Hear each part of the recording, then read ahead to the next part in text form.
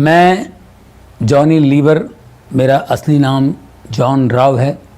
मैं आंध्र प्रदेश से हूँ। मेरे माता पिता बहुत पहले मुंबई आ चुके थे।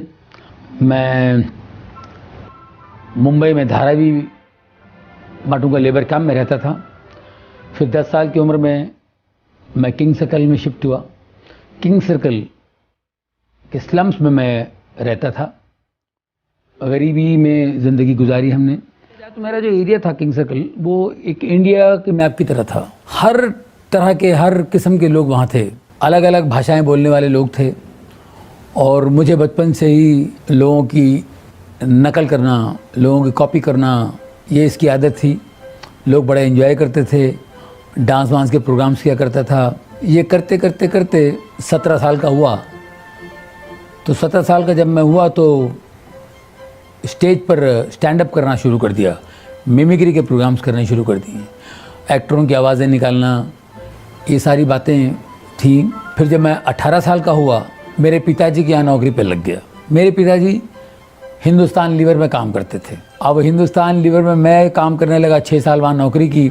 तो वहाँ भी मैं प्रोग्राम्स वगैरह करता था। तो वहाँ से मुझे लीवर नाम मिल गया। तो जॉन राव से मैं जॉनी लीवर हो गया। वहाँ से करते करते करते करते शोज़ भी कर रहा हूँ, कुछ फिल्में भी कर रहा हूँ और वर्ल्ड टूर करना शुरू कर दिया। अमेरिका, इधर उधर पूरी दुनिया में घूमने का मौका मुझे मिला। इंसान को अपनी पिछली ज़िंदगी नहीं भूलना चाहिए। मैं ये भूल गया कि मैं हिंदुस्तान में एक मज़दूर था। हर एक का दिमाग ख़राब होता है, मेरा भी दिमाग ख़राब हुआ था।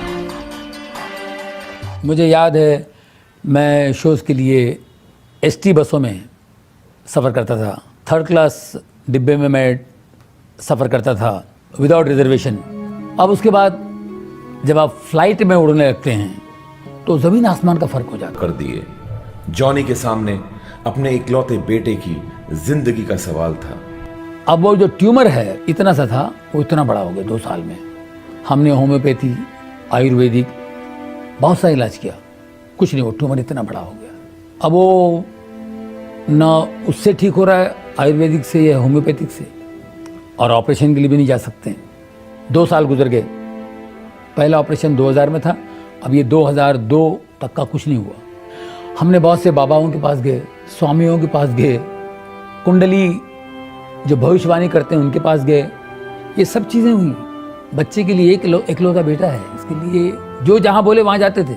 उन सब ने कहा कि ऑपरेशन के लिए मत जाना, ऑपरेशन मत कराना, बच्चा चला जाएगा। और एक कुंडली वाले ने तो कहा था कि 2002 तक ही आपका बच्चा है, उसके बाद आपका बच्चा नहीं है। अब बच्चे से मैंने कहा, देख बेटा, अभी मैं कुछ नहीं कर सकता हूँ,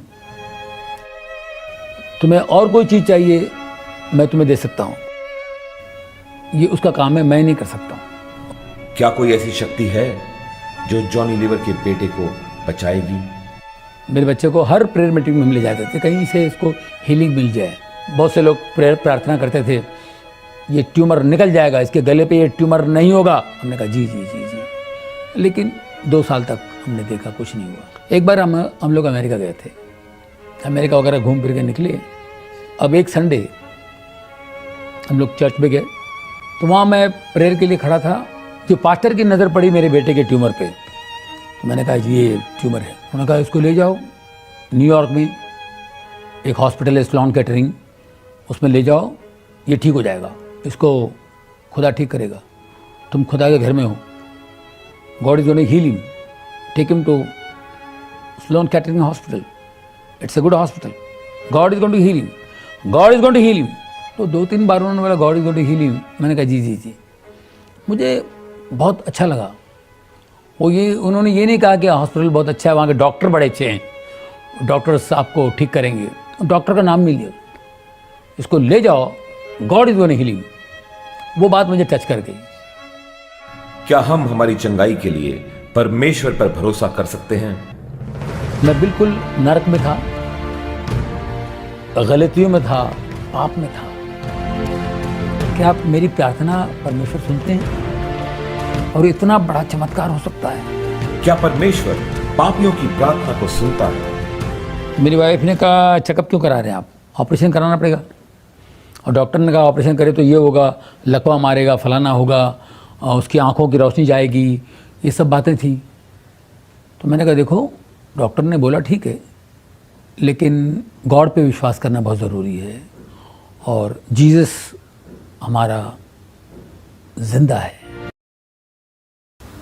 और मुझे आवाज़ आई, जा बेटा जा, ऑपरेशन कर, डर मत, मैं तेरे साथ हूँ। मेरा बदन पूरा ऐसा चल रहा। मैंने वाइफ से कहा मुझे आवाज़ आई, मुझे ऑपरेशन करो, ऑपरेशन के लिए जाओ। तो मेरी वाइफ ने एग्री की, ठीक है। क्या जॉनी लीवर ने वाकई परमेश्वर की आवाज सुनी या फिर यह उनके मन का वहम था? हम लोगों को डर था को पैरालाइज होगा, आंखों की रोशनी कम होगी, लेफ्ट हैंड बिल्कुल 100% पैरालाइज होगा। यहाँ बहुत से लोग प्रार्थना कर रहे थे मेरे बेटे के लिए, हम भी बहुत प्रार्थना में थे। अब सिर्फ हमने परमेश्वर पर विश्वास करके ये तय किया था कि ऑपरेशन कर लिया जाए। अब ऑपरेशन के दिन 3 घंटे का ऑपरेशन था और मेरा बेटा ऑपरेशन थिएटर में था। 3 घंटे के बाद मेरा बेटा बाहर आया।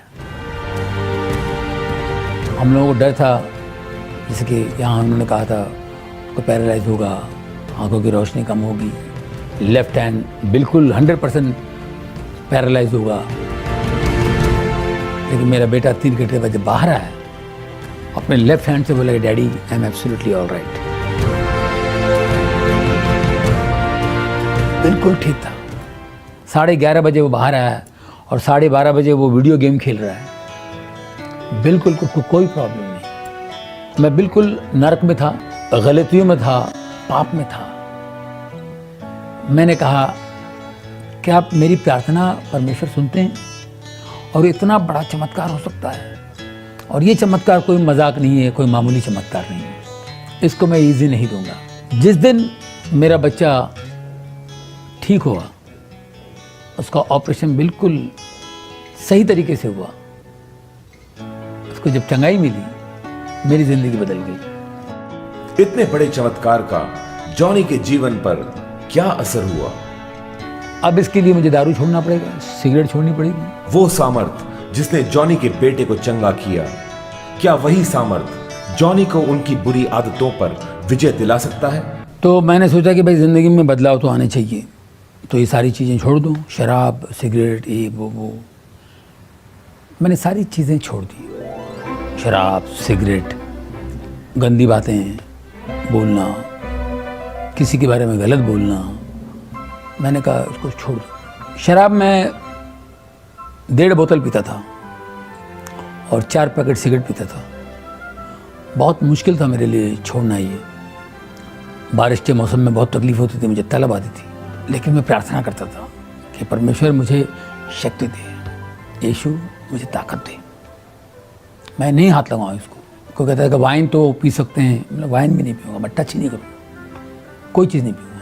जब परमेश्वर की रोशनी आती है तो एक ताकत आती है आपके अंदर, और उस ताकत से आप इन चीज़ों को फॉलो कर सकते हैं, इस मार्ग पे चल सकते हैं। हम अपने गलतियों से सीखते हैं, गलतियों से ही हम सीखते हैं, मगर गलती का पता चले तब ना। दोस्तों, जब मेरी ज़िंदगी में रोशनी आई तो सबसे पहले मैंने अपनी बीवी से माफ़ी मांगी, क्योंकि मेरी बीवी बहुत परेशान थी मुझसे। मैंने उससे बहुत बार, एक बार नहीं कई बार माफ़ी मांगी, क्योंकि बार बार याद आता था। जब भी याद आया माफ़ी मांगी, जब भी याद आया माफ़ी मांगी। मेरी वाइफ बोलती है अरे ख़त्म हो गया, अभी फिनिश, आप ऐसा मत कीजिए, अभी आपने इतना, आप में चेंज आ गया और आपने इतना कर दिया कि वो पूरा वसूल हो गया है। मेरी ज़िंदगी में इतना बदलाव आ गया है। 2002 आज 2013 है, 11 साल हुए। बहुत कुछ करके, इतना कुछ कमा के, नाम कमा के, पैसे कमा के, शांति नहीं थी। और मैं बीच में 10 साल काम नहीं किया, इनकम बिल्कुल नहीं था, लेकिन मैं शांति से था, पहले से ज़्यादा शांति। मेरी औरत बोलती है आप कमाते नहीं, फिर भी हम लोग हंस रहे हैं, एंजॉय कर रहे हैं, प्रभु की स्तुति कर रहे हैं, प्रभु का धन्यवाद कर रहे हैं और खुश हैं। तो ये दौलत जो है, ये दौलत हर एक की ज़िंदगी में चाहिए। तो काम अच्छा भी होता है, बुरा भी होता है। अब आपके ऊपर है, अच्छा करो या बुरा करो। टैलेंट को अच्छी तरीके से यूज़ करो या बुरी तरह से। तो मैंने क्यों ना अच्छा काम क्यों ना करें, जब परमेश्वर की देन है तो अच्छा काम क्यों ना करें। तो अच्छे रोल्स आते हैं तो मैं करता हूँ, अच्छे शोज आते हैं मैं करता हूँ। फैमिली वाले जो बैठ के मुझे सुने, अच्छी बातें सुने, और जब भी वक्त मिलता है परमेश्वर की सेवा करता हूँ। इतनी शांति मिलती है मुझे, मेरे परिवार में खुशी है। यहाँ तक का मेरी वाइफ सेवा करती हैं, मेरी बेटी चर्च में वर्शिप लीड करती हैं, वो अच्छा गाती हैं, और मेरा बेटा ड्रम्स प्ले करता है। हम चारों मिलकर सेवा कर रहे हैं, और आज हमको इतनी शांति है और इतना सुकून है। जो बदलाव मेरे जीवन में आया है, मैं चाहता हूँ यही बदलाव आप लोगों के जीवन में भी आए। आप भी परमेश्वर को जानें, कौन है सृष्टि करता, वो एक है, वो कौन है।